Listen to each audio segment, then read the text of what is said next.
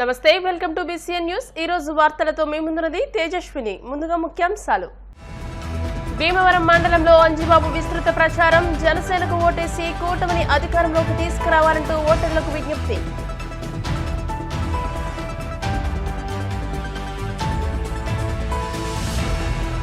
పురోహితులకు వారసత్వ హక్కు ఇచ్చామన్న మల్లాది విష్ణు.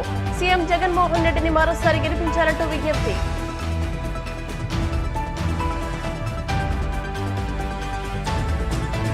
సామర్లకోట బ్రౌన్పేట సెంటర్లో ఆకట్టుకున్న మోటార్ సైకిళ్ల ర్యాలీ. కూటమిని భారీ మెజార్టీతో గెలిపించాలంటూ వేడుకోలు.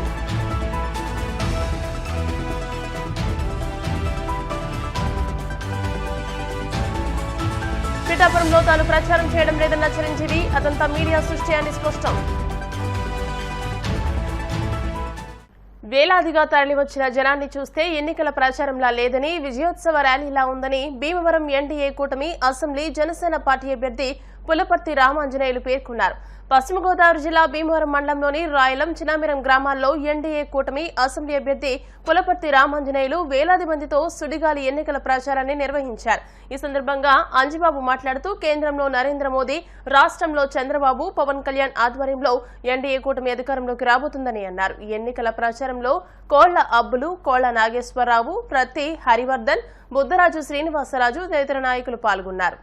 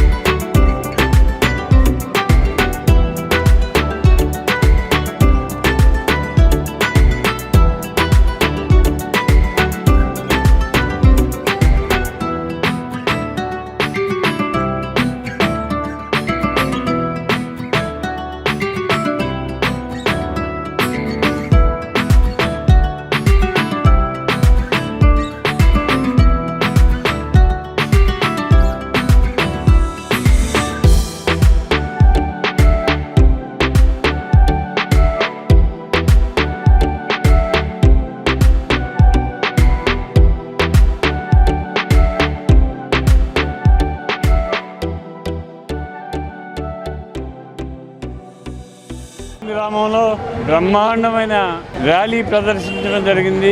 ముఖ్యంగా వేలాది మంది మహిళలు వచ్చి స్వాగతం పలకడం జరిగింది. ఈ రోజు ప్రచారం చూస్తుంటే ఎన్డీఏ కూటమి విజయం సాధిస్తారనేది క్లియర్గా అర్థమవుతుంది. ఇంకా ఒక్కరోజు ప్రచారం ఉంది. ఈ ప్రచారం పూర్తి చేసిన వెంటనే సోమవారం నాడు ఎలక్షన్ జరుగుతుంది.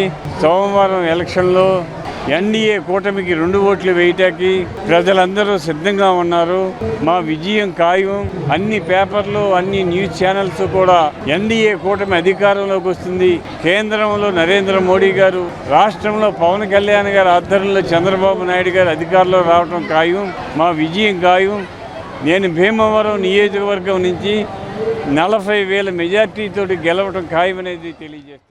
గత 10 రోజులుగా మన ఉమ్మడి అభ్యర్థి పులపర్తి రామాంజనేయులు గారు భీమవరం నియోజకవర్గంలో 48 గ్రామాలు 39 వార్డుల్లో ప్రతి వీధి తిరిగినప్పుడు ప్రజలు వచ్చి ఆయనకి స్వాగతం చెప్తుంటే, గతంలో నేను 89 నుంచి కూడా ఈ ఎలక్షన్ ప్రచారం చేయడం అలవాటు.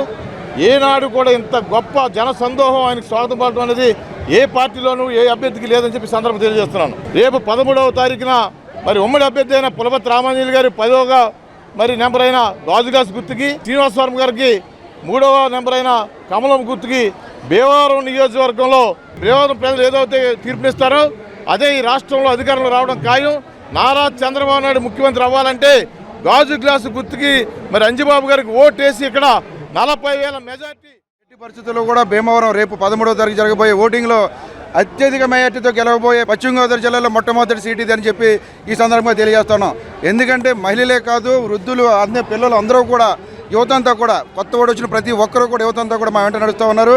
పవన్ కళ్యాణ్ గారి ఆశయాలకి, సిద్ధాంతాలకి కట్టుబడి ఆయన ఇచ్చిన మాట ప్రకారం అంజిబాబు గారిని అప్పచెప్పినందుకు ఆయన యొక్క నిబద్ధతకి, ఎందుకంటే అంజిబాబు గత 10 ఏళ్ళకి చేసినటువంటి అభివృద్ధి కార్యక్రమాలతో పాటు పవన్ కళ్యాణ్ గారి యొక్క మరి ఆశయం కోసం మరి పార్టీలోకి వచ్చినందుకు ఆయన్ని పవన్ కళ్యాణ్ గారిని ఏ విధంగా గెలిపించుకున్నామో అంతకంటే ఎక్కువ మేరతో గెలిపించాలని చెప్పేసి మరి భీమవరం నియోజకవర్గ ప్రజలందరూ కూడా ఈరోజు బ్రహ్మరథం పడతా ఉన్నారు. ఎట్టి పరిస్థితుల్లో కూడా పార్లమెంట్లో కమలం గుర్తు, భీమవరంలో లాజు గారి గుర్తు అత్యధిక మీజంతో సాధించబోతుందని చెప్పి సందర్భంగా తెలియజేస్తా ఉన్నాను. దేవాలయాలపై, పురోహితులపై, అర్చకులపై దాడులు నివారించడానికి ప్రత్యేక చట్టం తెస్తామని విజయవాడ సెంట్రల్ శాసనసభ్యులు మల్లాది విష్ణు హామీ ఇచ్చారు. కాకినాడ డి కన్వెన్షన్ హాల్లో రాయవరపు ప్రభాకర్, బమ్మిడిపల్లి మూర్తి ఆధ్వర్యంలో కందాళ దుర్గా అధ్యక్షతన జరిగిన బ్రాహ్మణ ఆత్మీయ సదస్సు ముఖ్య అతిథిగా విచ్చేసిన మల్లాది విష్ణు మాట్లాడుతూ, ముఖ్యమంత్రిగా జగన్మోహన్ రెడ్డి వచ్చిన వెంటనే దేవాలయాల్లో పూజారులకు వంశపారంపర్య హక్కులు కల్పించారని గుర్తు చేశారు. అదేవిధంగా పూజారుల జీతభత్యాలు 5,000 నుండి 15,000 రూపాయలు పెంచిన ఘనత జగన్మోహన్ రెడ్డిదేనని తెలియజేశారు. కాకినాడ నగర శాసనసభ్యులు ద్వారంపూడి చంద్రశేఖర్ రెడ్డి మాట్లాడుతూ, కాకినాడలో బ్రాహ్మణులకు ఎప్పుడూ అండగా దండగా ఉంటానని, ఎవరికి ఏ ఆపద వచ్చినా నేరుగా తనని కలవాలని పిలుపునిచ్చారు. కాకినాడ పార్లమెంట్ నియోజకవర్గం అభ్యర్థి చలమలశెట్టి సునీల్ మాట్లాడుతూ, అనాదిగా బ్రాహ్మణులంటే తమకు ఎంతో గౌరవం ఉందని, అటువంటి బ్రాహ్మణుల అభ్యున్నతికి తన వంతు కృషి చేస్తానని తెలిపారు.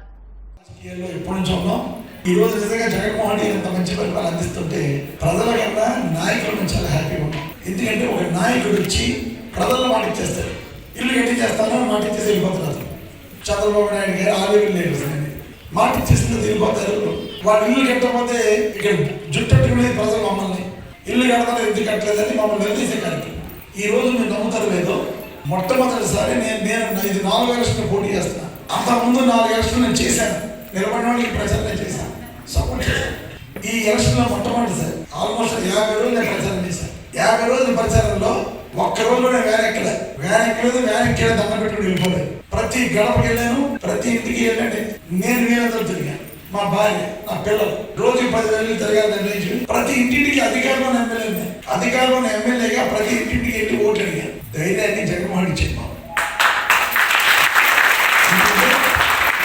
ఏదైతే మాట చెప్పాడు, అమ్మఒడి దారి, విద్యాదీవెన, వసతి, సొంత ఆసరా, చేయూత, చేతోడు, ఇలాగే బ్రాహ్మణ కార్పొరేషన్ పెడతారు. ఈ కార్పొరేషన్ ఇల్లు, పెన్షన్, రేషన్ ఏదైతే మాట ప్రకారం చెప్పాడు అన్నీ చేశారు. కాబట్టి మేము ఈరోజు ప్రజల దగ్గరికి ధైర్యం కలుగుతున్నాం. ఒక ఎగ్జాంపుల్ చెప్తాను. కొండబాబు నాకు అపోజిషన్ క్యాండిడేట్ ఇక్కడ ఈ రోజు వచ్చి కొండబాబు ఇంటికి తిరగలేదని ధైర్యం లేదు అన్నమాట. 2014లో చంద్రబాబు నాయుడు అబద్ధాలు ఇంకా ప్రజలు మర్చిపోలేదు కాబట్టి ఇంటింటికి తిరిగితే బలి వచ్చారావే, నువ్వు ఎందుకు వచ్చావులే అని ప్రశ్నిస్తారని పేరుతో వెళ్తున్నాడు. మీటింగ్ పెడతాడు, 400 మంది 500 మందితో వెళ్ళిపోతాడు. అంటే డిఫరెన్స్ చెప్తున్నాడు. అధికార పార్టీ ఎమ్మెల్యే అన్న కూడా ప్రజల సంవత్సరాల పరిపాలన జగన్మోహన్ రెడ్డి గారు ఏ విధంగా ఆంధ్రప్రదేశ్ని పరిపాలించారు, అలాగే 14 నుంచి 19 వరకు ఈరోజు జగన్మోహన్ రెడ్డి గారు సరిగా పనిచేయలేదు, మేము పనిచేస్తామని చెప్పి ఓటు అడిగేటటువంటి రాజకీయ పార్టీ ఆ 5 సంవత్సరాలు ఏ విధంగా పనిచేసిందని చెప్పని ఒక అంచనా వేసుకోవాలి, ఒక ఆలోచన చేయాలి, ఒక బయలుదేరి వేసుకుని గ్రహించాల్సినటువంటి అవసరం ముఖ్యంగా ఈ సమాజంలో బ్రాహ్మణ సామాజిక వర్గానికి ఉన్నది అని చెప్పిన సందర్భంగా మిమ్మల్ని అందరూ కోరుతా ఉన్నాను. శ్రీనివాస కళ్యాణం లాంటి కార్యక్రమాలు చేయాలని చెప్పి ఒక ఆలోచన వచ్చింది ఏంటంటే, ఆ ఆలోచన కలిగిన వాడు, ఆ ఆలోచనతో ఉన్నటువంటి వాడు బ్రాహ్మణ సామాజిక వర్గానికి తల్లో నాలుగులాగా ఉంటాడు అని చెప్పి వేరే చెప్పాల్సినటువంటి అవసరం లేదు అని చెప్పి కూడా నేను ఈ సందర్భంగా చెప్తాను. కాబట్టి వీళ్ళిద్దరినీ మనం గెలిపించుకోవాల్సినటువంటి బాధ్యత. ఏ రిపోర్ట్లు చూసినా మేము ఎలక్షన్ నిమిత్తం ప్రధానంగా 2 వర్గాలుగా మన సమాజంలో విడిపోయిన పరిస్థితులు కనపడుతుంది. ఎందుకంటే పేదరికం, upper middle class, middle class. ఇందాక పెద్దలు చెప్పినట్టు కూడా ఒక ప్రచారం జరుగుతుంది, ప్రాపగాండా. గత 5 ఏళ్ళుగా కూడా జగన్మోహన్ రెడ్డి గారు ముఖ్యమంత్రి అయినప్పటి నుంచి కూడా ఈ సమాజంలో జగన్ గారిని కొంత వర్గాలకు గౌరవం చేసే విధంగా ప్రజలు గౌరవం చేయాలని చూశారు. కానీ చాలా తెలివిగా ఒక ప్రాపగాండా ద్వారా మేధావులు అనుకున్న వాళ్ళందరినీ కూడా, ముఖ్యంగా చదువుకున్న వారిని కానీ, అప్పర్ మిడిల్ క్లాస్ కానీ, మిడిల్ క్లాస్ వారిని దూరం చేయడానికి చాలా ప్రాపగాండా నడిచింది. ఆ విధంగానే ఈ రోజున బ్రాహ్మణులు కానీ, వైశ్యులు కానీ, లేకపోతే కొన్ని వర్గాల వాళ్ళు వైఎస్ఆర్ కాంగ్రెస్ పార్టీ ఓటేయని కూడా చెప్పడం. కాకినాడ జిల్లా పెద్దాపురం నియోజకవర్గంలో టీడీపీ కూటమి ప్రచార బైక్ ర్యాలీ భారీ స్థాయిలో జరిగింది. శుక్రవారం సాయంత్రం సామర్లకోట బ్రౌన్పేట సెంటర్లో భారీ బైక్ ర్యాలీని కూటమి అభ్యర్థి సిట్టింగ్ ఎమ్మెల్యే నిమ్మకాయల చినరాజప్ప ప్రారంభించగా, ప్రచార రథంపై జనసేన జిల్లా అధ్యక్షులు తుమ్మల రామస్వామి, పెద్దాపురం నియోజకవర్గ బీజేపీ కన్వీనర్ విత్తనాల వెంకటరమణ, పెద్దాపురం మాజీ మున్సిపల్ చైర్మన్ రాజా సూరిబాబురాజు, పెద్దాపురం నియోజకవర్గ ఎన్నికల పరిశీలకులు బోళ్ల వెంకటరమణ ఉండి ర్యాలీని నడిపించారు. తొలుత బ్రౌన్పేట సెంటర్ నుంచి కొంత దూరం ఎమ్మెల్యే రాజప్ప పాదయాత్ర చేపట్టి తదుపరి ప్రచార రథం ఎక్కి ప్రజలకు అభివాదం చేస్తూ ర్యాలీని కొనసాగించారు. ఈ బైక్ ర్యాలీ పాత ఎంఆర్ఓ కార్యాలయం, బల్లా మార్కెట్, గాంధీ బొమ్మ సెంటర్ మీదుగా స్టేషన్ సెంటర్ కు చేరుకుని అక్కడి నుండి మఠం సెంటర్లో ఎన్టీఆర్ విగ్రహానికి రాజప్ప పూలమాల వేసి నివాళులర్పించారు. అనంతరం ర్యాలీని మెహర్ కాంప్లెక్స్, ప్రసన్న ఆంజనేయ స్వామి ఆలయం మీదుగా పెద్దాపురం వైపు కొనసాగించారు. అక్కడి నుండి పెద్దాపురం మెయిన్ రోడ్డు మీదుగా దర్గానగర్ మీదుగా గుర్రాల సెంటర్ వరకు కొనసాగించి ముగించారు. కోనసీమ తిరుమలగా వర్ధిల్లుతున్న వాడపల్లి శ్రీ వెంకటేశ్వర స్వామి ఆలయం భక్తులతో కిటకిటలాడుతోంది. వెంకటేశ్వర స్వామికి ప్రీతికరమైన శనివారం సందర్భంగా ఆలయంలో ప్రత్యేక పూజలు నిర్వహించారు. ఈ మేరకు ఆలయ చైర్మన్ రుద్రరాజు రమేష్ రాజు, ఆలయ కార్యనిర్వహణాధికారి భక్తుల కోసం చేసిన ఏర్పాట్లను పర్యవేక్షిస్తున్నారు. స్వామి దర్శనానికి వచ్చిన భక్తులకు ఇలాంటి ఇబ్బందులు తలెత్తకుండా ప్రత్యేక ఏర్పాట్లు చేసినట్టు తెలియజేశారు. భక్తులు అధిక సంఖ్యలో హాజరై స్వామిని దర్శించుకుని మొక్కులు చెల్లించుకున్నారు. ఇప్పుడు కాసేపు ప్రకటనలు.